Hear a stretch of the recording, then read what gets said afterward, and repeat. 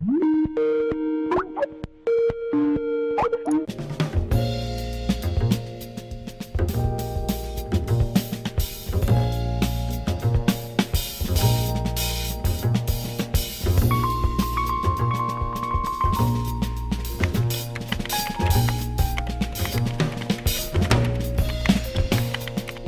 yo estoy bien,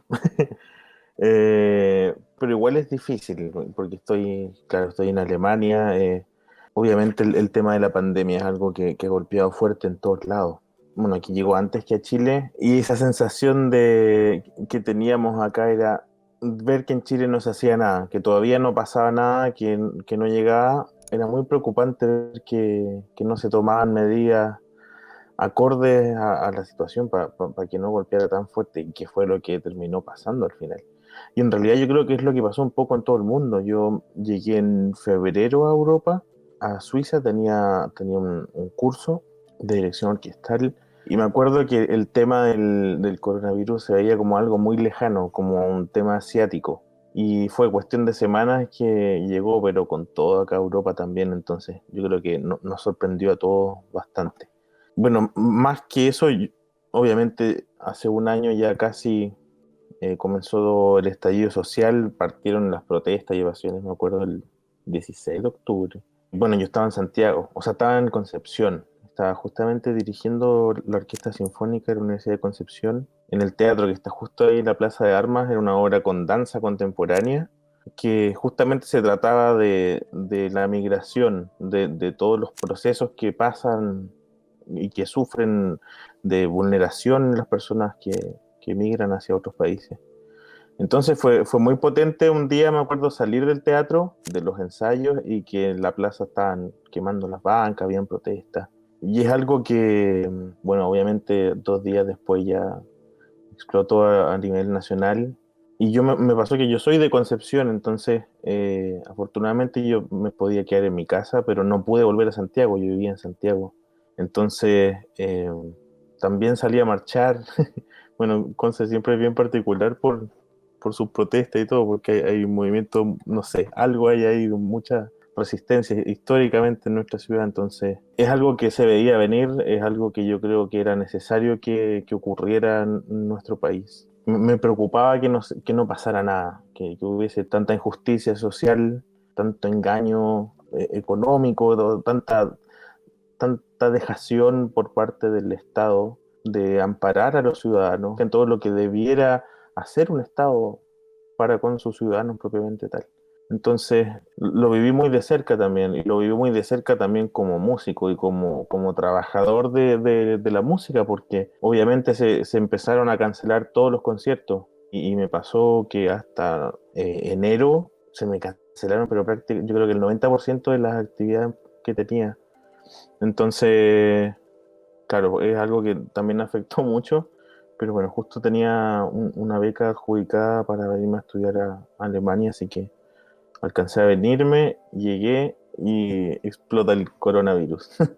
Fue llegar acá y a los 3 días comenzó el confinamiento en Alemania, así que ahí estuvimos bien encerrados. Estaba con mi polola en la ciudad de Leipzig, y con varios amigos, bueno, nos juntábamos de repente a tocar, a hacer música, empezamos a hacer algunos videos, a hacer live stream.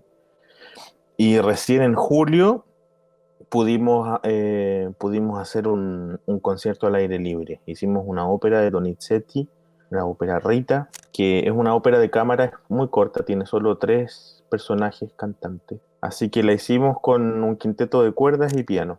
Hicimos 2 funciones, estuvieron totalmente llenas. Obviamente había que tomar todas las medidas de distanciamiento para que fuera aprobada por el Departamento de Salud de la ciudad. Fue el primer concierto en esta característica que se presentó en la ciudad. Así que igual fue fuerte, imagínate, después de tanto tiempo, no sé, desde enero que no dirigía, o que no estaba en un concierto. Entonces, en julio recién haber vuelto a hacer algo fue bien consolador, por así decirlo, y de valorar eso que a veces para uno es tan común, que es algo, no sé, po, de toda la semana, estar tocando, estar yendo a ensayo, etc. Entonces fue muy, muy rico. Para mí como músico siempre ha estado presente la música en todo ámbito desde las celebraciones familiares hasta funerales, por ejemplo, o tocar en conciertos en conmemoración de la muerte de alguna persona. Y también tocar o dirigir en algunos casos en funerales de familiares míos. Entonces la música siempre ha estado presente ahí y también hay todo un rito, por así decirlo, en nuestra sociedad occidental y también yo creo que desde que la humanidad existe, de acompañar con música ritos funerarios. Por ejemplo, el Requiem, que es más que una oración, es el rito de la misa de difuntos de la Iglesia Católica, que es muy antiguo. No hay una fecha exacta porque es algo que ha ido variando con el tiempo, pero por lo menos me parece que del siglo X, quizás un poco antes, donde están, digamos, los primeros indicios del texto de esta misa para difuntos de la Iglesia Católica, que también se ha modificado por otras religiones, por la Iglesia Ortodoxa, por la Iglesia Protestante y por ritos también no religiosos. Pero siempre ha estado la música presente de alguna manera para despedir a los difuntos, a tus seres queridos. Entonces, se ha hecho presente, por ejemplo, en momentos difíciles de la sociedad después de las guerras, por ejemplo.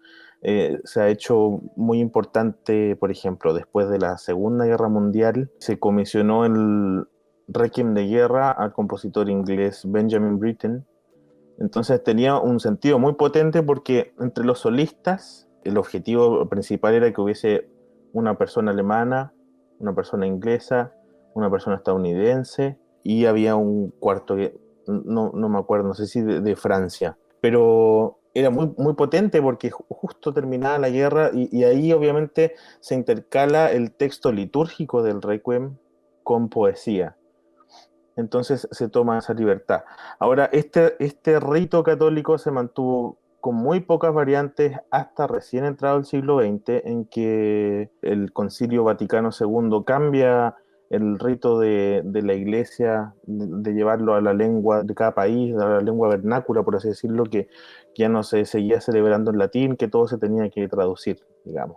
Entonces, ese quizás es el cambio más significativo que existió en la historia de este rito del Requiem, pero es algo que se mantuvo por lo menos, imagínate, 1000 años casi intacto. Con eso se ha usado también para conmemorar a víctimas de genocidios, a víctimas de dictaduras, y es lo que hemos hecho también en los conciertos de la Vigilia de la Memoria en el Estadio Nacional desde el año 2016, que cada 10 de septiembre, a modo de Vigilia del 11, se hace este concierto en homenaje a las víctimas de la dictadura militar. Y para esto, bueno, desde el año 2017 se conforman dos elencos, un coro y una orquesta para la realización de este concierto, que hasta el año pasado se hizo en el Estadio Nacional en el lugar que se preserva como sitio de memoria, que fue una galería donde se torturó gente, donde era un campo de prisioneros, digamos. Era el mayor campo de concentración de prisioneros del Estado Nacional, el Estadio Nacional. Entonces decidimos hacerlo ahí. Y, por ejemplo, el año pasado no hicimos un Requiem, pero hicimos un Stabat Mater, que también es otra secuencia latina, también de origen católico, que narra, por así decirlo, toda la vivencia, todo el sufrimiento de la Virgen viendo a su hijo muerto en la cruz. Entonces, no está dentro de la ceremonia de la misa de difuntos, pero es un poema latino, por así decirlo, que tiene su origen en la muerte también, en la muerte de Cristo, y nosotros hicimos esa analogía bueno, en realidad más que una analogía es algo que está presente, que es el dolor de la madre viendo a su hijo muerto injustamente. Entonces nos pareció muy ad hoc hacerlo en este contexto de homenaje a víctimas de la dictadura militar. Esto es como el rito católico, obviamente, que es algo principalmente centroeuropeo, podríamos decirlo, que ahí predominan estas obras de creación europea. Obviamente después también hay requiem, por así decirlo, requiem escritos por compositores sudamericanos, con temáticas indígenas o con temáticas más latinoamericanas, por así decirlo, más cercanas. Y también pasa lo mismo en Asia, por ejemplo. Pero Claro, pasa que eso es netamente por ser un rito de una religión, de la religión católica. Entonces, por la predominancia que hubo los 10 siglos, digamos, de la religión, obviamente era muy importante y se celebraba como parte de la misa propiamente tal de difunto. Algo que ahora ha cambiado un poco, por lo que te decía de este cambio que hubo en el Concilio Vaticano II. Pero también es algo que, por ejemplo, en Chile estaba toda la tradición de campo de los velatorios que duraban varios días, o los famosos velatorios del angelito, cuando se moría un niño y lo ponían ahí con los ojitos abiertos mientras su mamá bailaba, demostrando su pena, su dolor. Eh, Toda esa tradición popular, digamos, que es muy cercana a nosotros, o toda la tradición de, no sé, pues, por ejemplo, del Día de los Muertos en México también. Entonces, cada cultura tiene su forma distinta de despedir o de conmemorar a sus muertos. No sé si fue como en el año 998 en que un papa estableció que el 2 de noviembre iba a ser el Día de Todos los Difuntos, por ejemplo. Y después, obviamente, con los cambios de calendario, eso después fue cambiando. Entonces, es algo que como especie humana, digamos, siempre ha estado muy presente. Pasa que principalmente los requiem que conocemos hoy en día, desde, no sé si será el año 1460, 61, que es el requiem de Ockeghem, digamos, de todo el periodo renacentista. Claro, estos compositores trabajaban para la iglesia, entonces ellos cumplían con su trabajo, digamos, al escribir estas obras. Y también pasa después eso, que a los compositores les encargan estas composiciones para conmemorar la muerte de algún rey o de algún arzobispo o de alguna persona famosa, por así decirlo, de la época, que tuviera mucho dinero, porque obviamente encargar una obra para orquesta, coro, solistas de una gran envergadura también tenía su costo, y también tenía su costo de ejecución, o sea, de pagar una orquesta, etcétera. Y también hay otros que, como te decía, han nacido de la propia iniciativa de los compositores de escribir estas obras. Entonces me parece que en el catálogo, así como de Requiem, que hay hasta el día de hoy, son más de 2000 obras.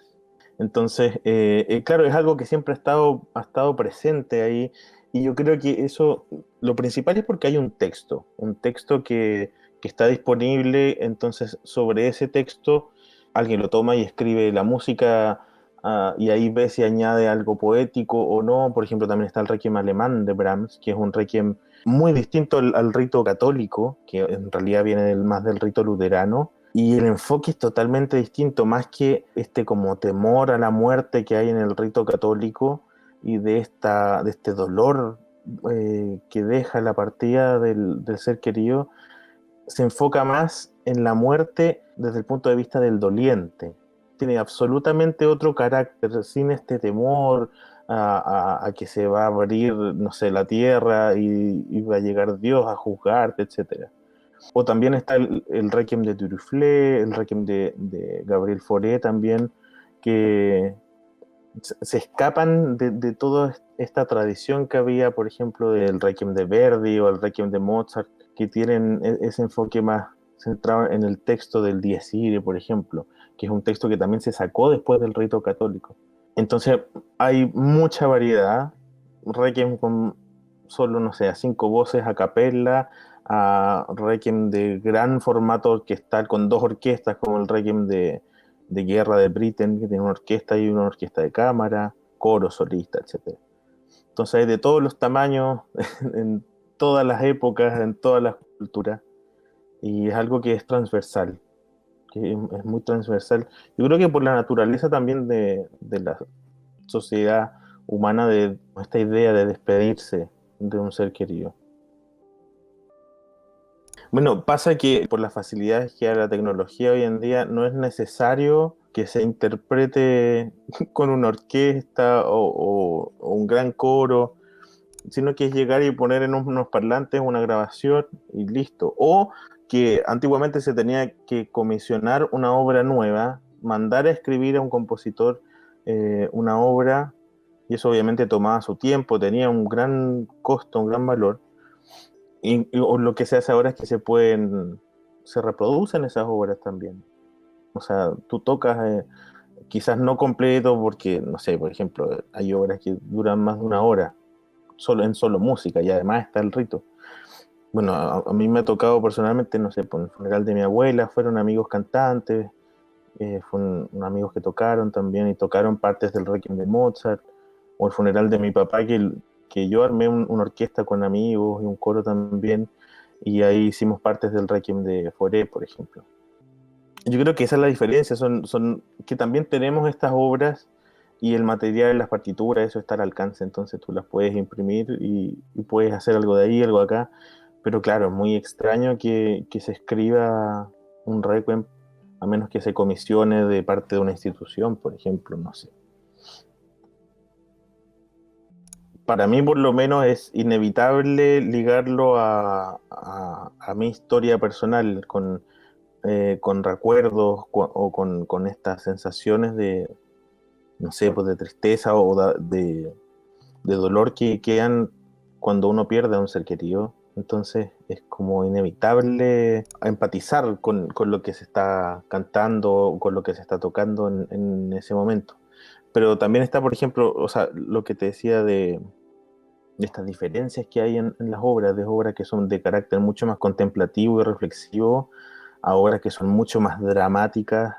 Entonces, claro, a veces eso no se refleja con cómo tú lo sientes, pero esa es nuestra labor como director, justamente poder plasmar el sentido de esa obra. Entonces, bueno, a mí también me ha tocado tocar, valga la redundancia, en orquesta, pero claro, pasa que ahora hacemos estas obras en versión concierto muchas veces, no dentro del rito funerario, entonces, claro, ahí se toma ya como una obra, como obra de arte, digamos, que también cabe perfectamente en esa clasificación. Y también me ha tocado, o sea, tocar, por ejemplo, el Requiem de Mozart, o, no sé, el Stabat Mater de Pergolesi, o también me ha tocado el Requiem de Schnittke, que es un compositor ruso contemporáneo, pero de una estética totalmente distinta y con un carácter casi más que dramático, como una película de terror en algunas partes. Entonces, claro, y eso tiene, no sé, guitarra eléctrica, bajo eléctrico, muchos instrumentos de percusión, instrumentos de teclado, órgano, piano, celesta, etcétera, coro. Entonces es interesante también ver cómo se plasma el sello de cada compositor, pero todos con el mismo texto. La variedad también es muy grande. Entonces estilísticamente son distintas. O sea, un requiem del Renacimiento para voces a capella y que tiene una estructura mucho más sencilla, porque tiene, no sé, cuatro o cinco voces. Yo no sé, como si ponerlo al mismo nivel de, por ejemplo, el Requiem de Verdi o el Requiem de Berlioz. Pero claro, obviamente por ahí hay algunas que son más queridas, o están las pasiones de Johann Sebastian Bach, por ejemplo, que es el texto bíblico de la pasión de Cristo, los distintos evangelios y cómo se narra y se cuenta todo lo que ocurrió, digamos, de todo el Vía Crucis, por así decirlo de alguna manera. Entonces, también tiene que ver directamente con la muerte de Cristo y no con un rito funerario, pero también son obras fúnebres, así como te contaba el Stabat Mater. A mí me gusta mucho, bueno, obviamente el Requiem de Mozart, yo creo que es bien transversal y bien famoso en ese sentido por toda la historia que hay, que fue la última obra que Mozart estaba escribiendo y la dejó inconclusa al momento de su muerte. El Requiem de Verdi también, o el Requiem de Maurice Duruflé, me fascina también el Requiem de Guerra de Britten, el Requiem de Fauré. Son todos Requiem de distintas épocas, algunos cercanos, más lejanos de otros, pero todos tienen diferentes estéticas. Entonces, no sé, no podría elegir uno. La cantata Santa María cuenta una historia y como cantata tiene sus partes definidas como los coros, las partes que son más recitadas, donde se cuenta lo que ocurrió, o este número final, donde está esta especie de moraleja. Y es muy potente porque ya han pasado más de 100 años del desastre de Santa María, no sé, 113 años, y uno ve que esas cosas, como dice en la cantata, quizás mañana o pasado, o bien en un tiempo más, esta historia de nuevo se repetirá, y tú te das cuenta de lo que está pasando hoy en día en Chile y en Sudamérica también, y en el mundo. Entonces, que hay fuertes represiones más allá de todo el tiempo que haya pasado, más allá de los tratados internacionales, más allá de la Convención de Derechos Humanos, son cosas que siguen pasando. Entonces, claro, no es una obra funeraria la cantata, cuenta lo que pasó, digamos, en la escuela de Santa María de Iquique, pero narra una historia. Es distinto a cuando es una música ritual, pero claro, yo creo que también es como una música que rinde homenaje a las víctimas de esa tragedia. Es muy difícil no pensar en Violeta Parra, que justamente su labor de recopiladora fue escribir o grabar estos cantos que habían populares chilenos en el campo y estos ritos y de los que ella participaba también muchas veces como cantora. Tenemos el Ring del Angelito, por ejemplo. Y siempre, bueno, Chile desde su inicio y Sudamérica, obviamente, cuando fue colonizada, se impuso el yugo español, digamos, y obviamente la religión que profesaba el Reino de España, que es la religión católica. Entonces, eso es algo que está muy arraigado en nuestro país todavía y en el campo sobre todo. Entonces, todos estos ritos también tenían quizás no directamente relacionados a algo litúrgico, pero sí al rito funerario, del velatorio, de cantar durante varios días, y obviamente eso después se lleva, no sé, pues, están las danzas presentes, se bailaba la viuda o la madre bailaba sola, por ejemplo, y la gente iba y se les daba mucha comida por varios días, etcétera. Entonces, yo creo que eso tiene que ver más, obviamente, con nuestra cultura popular, pero no es muy lejano el rito, digamos, del rito eclesiástico. Se relaciona, obviamente no hay una orquesta sinfónica tocando, pero también hay gente cantando, hay gente con guitarra, gente haciendo música, gente despidiendo a un ser querido con música. Y es algo que también ahora está, bueno, después del estallido social, se empezó a hacer este requiem por Chile en las calles, en Santiago, me parece que se hizo en Valparaíso también, se hizo en muchas partes donde se tocaba el requiem de Mozart, en un momento en que había mucha represión en el país también, en que hubo muchas víctimas también, muchos muertos a manos de militares, de carabineros. Entonces, en una forma de rendirles homenaje a estas víctimas en la calle de nuestro país, imagínate. O sea, algo que nosotros hicimos muchas veces en una sala de concierto, pero ahora estaba no dentro de la iglesia como rito funerario, no en un funeral, pero sí para rendirle homenaje a las víctimas recientes de la opresión estatal. Entonces, es muy potente también la cantidad de músicos que llegaron a tocar, la cantidad de cantantes, de coro, de solistas, etcétera. Entonces, es una forma de hacerse presente, yo creo, con todo lo que está ocurriendo. Y ahí, en mi caso más cercano, nació la idea de hacer conciertos también, pero en otro contexto, en un contexto quizás un poquito más, de un enfoque más optimista, por así decirlo, que es llevar los conciertos, un concierto sinfónico a las poblaciones. Y en ese contexto del estallido social, el 3 de noviembre de 2019, fuimos con coro y orquesta, el coro y la orquesta revolucionaria itinerante, a Villa Francia a hacer un concierto. Pero no fue solamente hacer un concierto, o sea, nuestra idea fue primero que todo ir y compartir con la gente. De hecho, llegamos es el día del concierto temprano a almorzar con la gente de la comunidad Cristo Liberador de Villa Francia. Ellos nos tenían ahí unos porotos granados maravillosos, así que todos compartimos, nos sentamos con ellos, conversamos hasta la hora del concierto.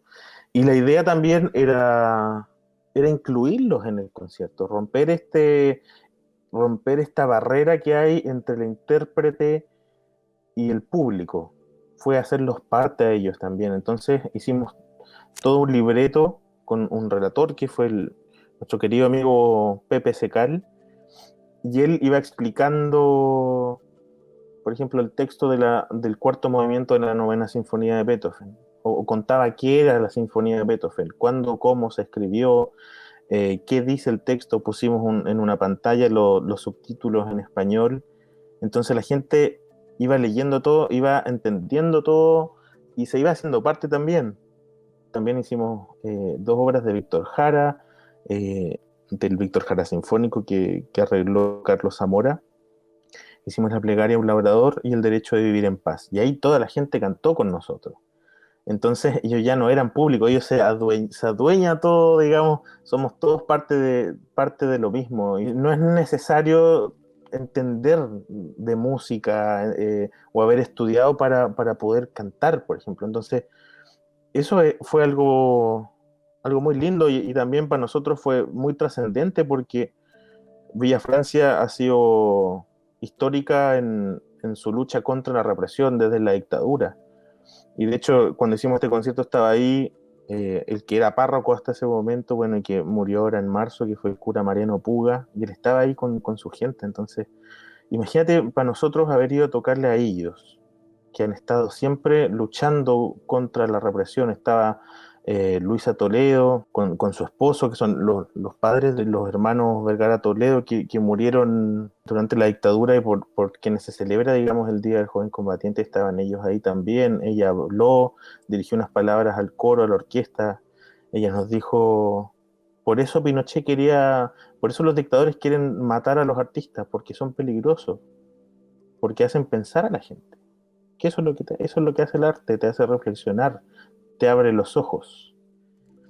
Y hay tanto prejuicio, imagínate que esta música es de elite y no sé qué, entonces nosotros quisimos romper todo eso y en vez de seguir tocando para nosotros mismos, de seguir tocando en un teatro o seguir tocando solo para músicos, quisimos hacer esto en la población. Y fue increíble, o sea, ese aplauso con ese gritos que habían, por ejemplo, cuando terminamos la novena sinfonía de Beethoven y la gente saltó enérgica de su silla y de pie gritaban y aplaudían con una euforia. Y en todo el contexto del estallido social también. O sea, en ese momento había una tremenda manifestación en Plaza Italia y en todas partes del país. Pero eso queríamos nosotros, entregar esta esperanza, este mensaje que dice el texto de Schiller que está en la novena sinfonía de Beethoven, que todos los hombres serán hermanos, imagínate. Esa es la lucha final, o sea, y es un texto que fue escrito en los años 1800, imagínate. Y obviamente está todo el contexto europeo de la Revolución Francesa, pero es algo que también está súper vigente ahora, es súper revolucionario. Entonces, eso lo replicamos después en Conchalí, fuimos al Colegio Cristóbal Colón y también hicimos un concierto ahí, también hubo un almuerzo comunitario antes del concierto, también se les explicó a todos de qué se trataba, bueno, obviamente por la naturaleza de esto de juntar a tanta gente que toque, que cante y de hacerlo bien hecho, digamos, nosotros no, tuvimos algunos ensayos, entonces para que todo quedara bien armado, etcétera, con distintos solistas. Alcanzamos a hacer esos dos conciertos y hicimos un tercer concierto en el Estadio Nacional para la conmemoración del Día de los Derechos Humanos, que fue el 10 de diciembre.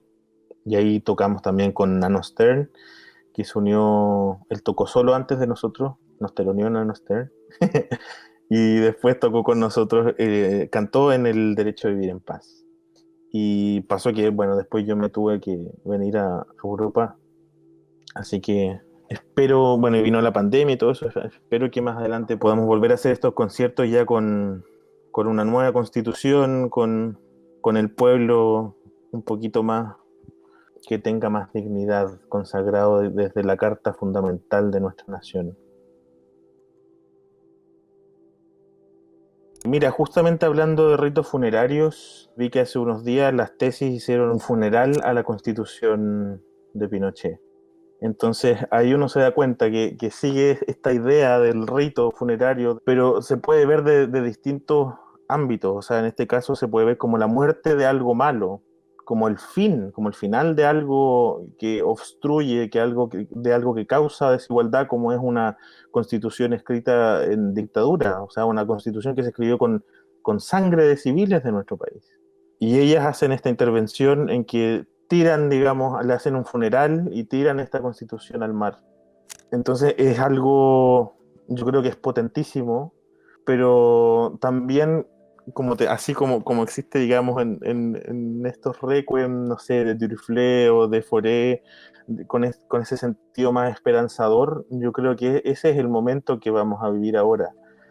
Se ha tocado en las calles el requiem por las víctimas, Y ahora llega el momento de tocar este requiem de esta muerte, más que de la Constitución. Yo creo que es como el cierre de un capítulo de nuestra historia, que ha sido muy doloroso y que ha seguido abierto, y que lamentablemente sigue dividiendo mucho en Chile, porque mientras no haya verdad y justicia, mientras no estén los culpables de los asesinatos, mientras no se sepa dónde están los cuerpos desaparecidos de las personas que fueron asesinadas durante la dictadura, es un capítulo que no se puede cerrar. De hecho, en nuestra orquesta, en nuestro coro, hay muchos amigos, muchos compañeros de la universidad, por ejemplo, que uno está acostumbrado a compartir con ellos, pero cuando los invité a participar me dicen, justo sabes que tengo un tío que es detenido desaparecido. Otros me dijeron, mi abuelo, mi papá, personas del coro me dijeron, oye, yo estuve preso aquí en el estadio. Entonces es algo más cercano de lo que uno a veces se imagina. O sea, afortunadamente en mi caso no tengo familiares que hayan sufrido así de brutalmente, pero sí familiares de amigos míos y sí amigos míos también. Y eso es nuestra tarea también. No porque a mí no me haya pasado, no pasó. Es algo que pasó en nuestro país y que sigue pasando ahora. Y que nosotros como artistas tenemos que hacernos parte también de esta revolución, porque el arte también se ha visto muy vulnerado, se ha mercantilizado en nuestro país. Y es algo que o sea, los fondos culturales es algo por lo que hay que concursar, migajas por las que hay que concursar. Entonces no está el derecho a la cultura consagrado en la Constitución. Se nombra por ahí un poquito, pero no tiene ese papel preponderante que tiene que tener, sobre todo en la educación, de la mano de la educación.